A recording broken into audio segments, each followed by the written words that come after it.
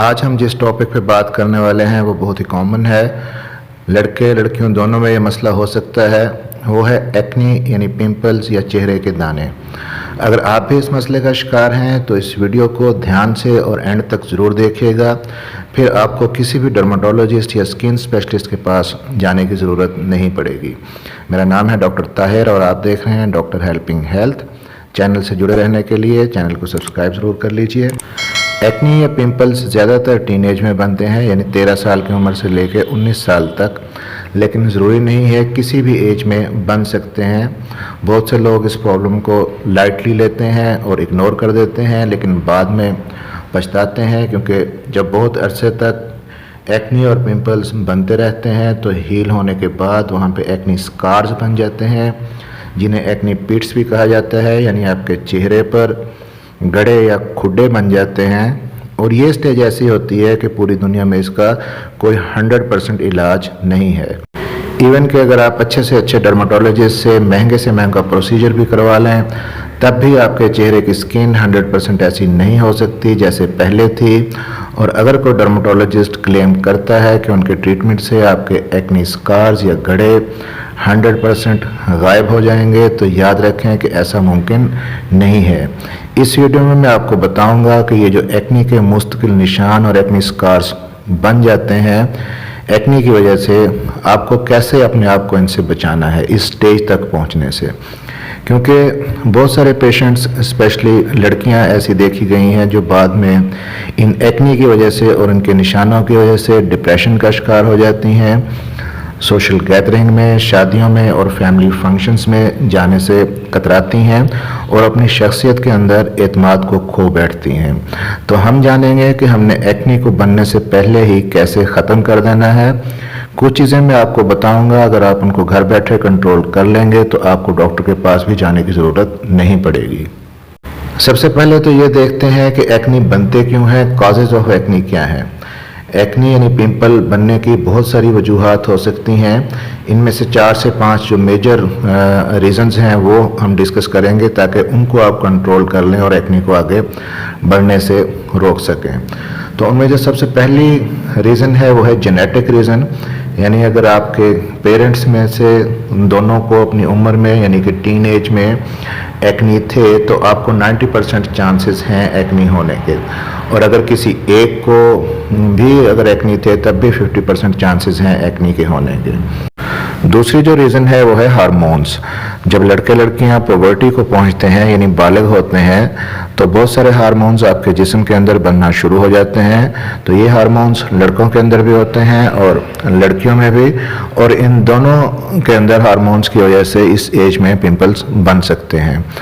तो लड़कियों में बिलखुसूस टीन एज में अगर मेंसेस के साइकिल का कोई प्रॉब्लम है, तो इसको आप लाजमी किसी अच्छे गायनेकोलॉजिस्ट से डिस्कस करें, क्योंकि ये एक रीज़न आगे चलकर बन सकता है एक्नी के बनने की वजह। फिर नंबर 3 पे जो रीज़न है वो है वेदर चेंज, यानी कि मौसम की तब्दीली की वजह से, ख़ास तौर पर जब गर्मी और हबस का मौसम आता है, तो एक्नी के जो ग्लैंड्स होते हैं, जिन्हें सेबेशियस ग्लैंड्स कहा जाता है, उनकी सिक्रीशन बढ़ जाती है, जिसे सीबम हम कहते हैं। तो सीबम यानी उसकी सिक्रीशन के बढ़ने की वजह से एक्नी ज़्यादा बनते हैं। इसके बाद नंबर 4 पे जो रीज़न है वो है आपकी डाइट। कुछ लोगों को मीठी चीज़ें यानी कि चॉकलेट, स्वीट्स वगैरह खाने से पिंपल्स निकल आते हैं, और कुछ लोगों में तली हुई ऑयली चीज़ें ज़्यादा इस्तेमाल करने से पिंपल निकल सकते हैं। लेकिन ये कोई हार्ड एंड फास्ट रूल नहीं है। कुछ लोग ऐसे भी हैं जो ऐसी चीज़ें नहीं खाते, लेकिन फिर भी उनको पिंपल निकल आते हैं। फिर एक जो बहुत ही इम्पोर्टेंट रीज़न है वो है स्ट्रेस। अगर आप एक्नी से बचना चाहते हैं तो अपनी टेंशन और स्ट्रेस को ज़रूर हैंडल करना सीखें। ये पिंपल बनने की बहुत बड़ी वजह है। अक्सर बच्चों में जब एग्ज़ाम की टेंशन होती है तो उस दौरान में उन्हें एक्नी बन जाते हैं, तो रीज़न वही स्ट्रेस है। तो ये तो थी चंद इम्पॉर्टेंट काजेज ऑफ एक्नी। अब बात करते हैं कि एक्नी यानी कि पिंपल कहाँ कहाँ निकल सकते हैं। Acne can be anywhere other than palm and sole, यानी आपकी हाथ की हथेलियों और पाँव के तलवों के अलावा कहीं भी एक्नी बन सकते हैं। लेकिन जो सबसे ज़्यादा कॉमन जगह है एक्नी के बनने की वो है आपका फेस, शोल्डर, ख़ास तौर पर कोहनियों से ऊपर ऊपर, और फ्रंट ऑफ चेस्ट यानी कि अपर हाफ ऑफ चेस्ट, और इसी तरह बैक के ऊपर भी एक्नी बनते हैं। तो अब अगर किसी को एक्नी बनते हैं या बन गए हैं तो ट्रीटमेंट क्या है एक्नी का, ट्रीटमेंट ऑफ एक्नी या ट्रीटमेंट ऑफ पिंपल्स, इस पे बात करते हैं। तो इसके लिए आप थोड़ी सी एक बात समझने की कोशिश करें कि एक्नी की बनने की स्टेजेस होती हैं। अगर आप पहली स्टेज पर ही एक्नी को रोक लेते हैं तो आप एक्नी से रिलेटेड हर परेशानी से बच जाएंगे। तो पहली स्टेज कौन सी है वो मैं आपको बताता हूँ। पहली स्टेज होती है कॉमोडॉन्स। इसमें बिल्कुल बारीक बारीक वाइट हेड्स और ब्लैक हेड्स बन जाते हैं चेहरे के ऊपर। अगर आप इन्हें निकालते रहेंगे तो एक्नी आगे डेवलप नहीं होंगे। तो वाइट हेड्स और ब्लैक हेड्स को निकालने के लिए सिंपली आप घर पे ही स्टीम देंगे अपने चेहरे को।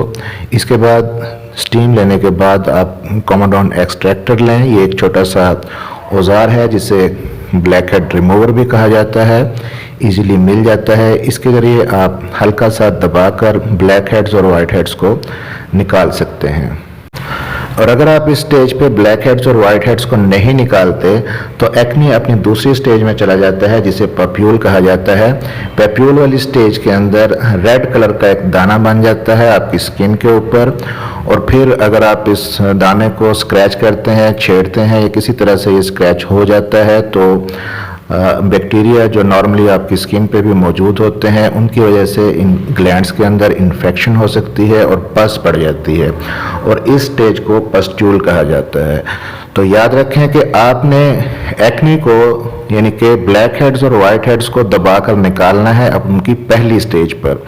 जब वो पप्यूल या पस्ट्यूल बन जाए यानी रेड कलर का दाना बन जाए या उनके अंदर पीप भर जाए तब आप उन्हें बिल्कुल भी नहीं छेड़ेंगे। और पस पड़ने के बाद उसके बाद एक गिल्टी बन जाती है, चेहरे के ऊपर उभार बन जाते हैं, गोमड़ से बन जाएंगे जिन्हें नोड्यूल कहा जाता है। और फिर आखिरी जो स्टेज है एक्नी बनने की वो है स्कारिंग, यानी कि जब एक्नी हील होते हैं तब वो वहाँ पे गड़े बन जाते हैं, खुड्डे बन जाते हैं जो परमानेंट निशान छोड़ देते हैं आपके चेहरे के ऊपर। तो आपने करना ये है कि पहली स्टेज पर ही ब्लैक हेड्स और वाइट हेड्स को निकालकर एक्नी को रोकना है। तो आपको कभी भी किसी डॉक्टर के पास जाने की ज़रूरत नहीं पड़ेगी।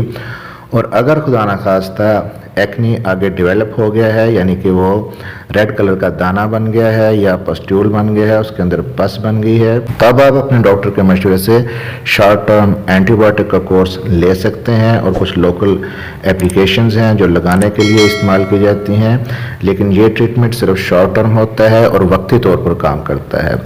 और अगर कोई ये कहे कि उसको बहुत क्रोनिक एक्नी है यानी उसके एक्नी या पिंपल्स का मसला बहुत पुराना है जो महीनों से और सालों से चल रहा है, तो उसमें फिर ये एंटीबायोटिक काम नहीं करेंगे। तो फिर उसके लिए एक और दवाई होती है खाने के लिए जिसे आइसोट्रेटिनोइन कहा जाता है, जो कि विटामिन ए का डेरिवेटिव है। ये आइसोट्रेटिनोइन का जो ट्रीटमेंट है ये 70 to 80% इफ़ेक्टिव है, एक्नी को ख़त्म कर देता है जड़ से।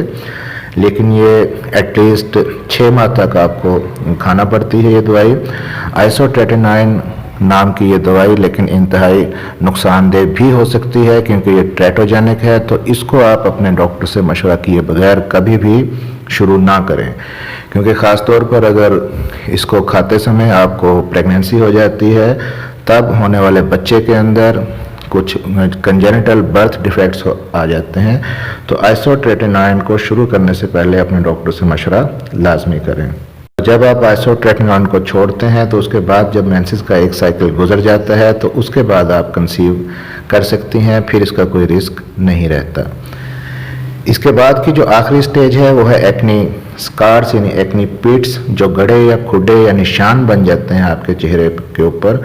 उनका ट्रीटमेंट क्या है, इसके लिए एक अलग से वीडियो आने वाली है जिसमें हम डिस्कस करेंगे कि एक्नी स्कार्स यानी पिंपल्स की वजह से जो मुस्तकिल निशान चेहरे पर बन जाते हैं उसके लिए डर्माटोलॉजिस्ट आपको क्या क्या ट्रीटमेंट दे सकते हैं। और अगर आप डर्माटोलॉजिस्ट के पास नहीं जाना चाहते या अफोर्ड नहीं कर सकते तो घर पर ही कौन सी ऐसी बेस्ट होम रेमेडीज़ आप यूज़ कर सकते हैं एक्नी स्कार्स को ख़त्म करने के लिए। तो आने वाली वीडियो को देखने के लिए चैनल को सब्सक्राइब ज़रूर कर लीजिएगा और अपना ख्याल रखिएगा।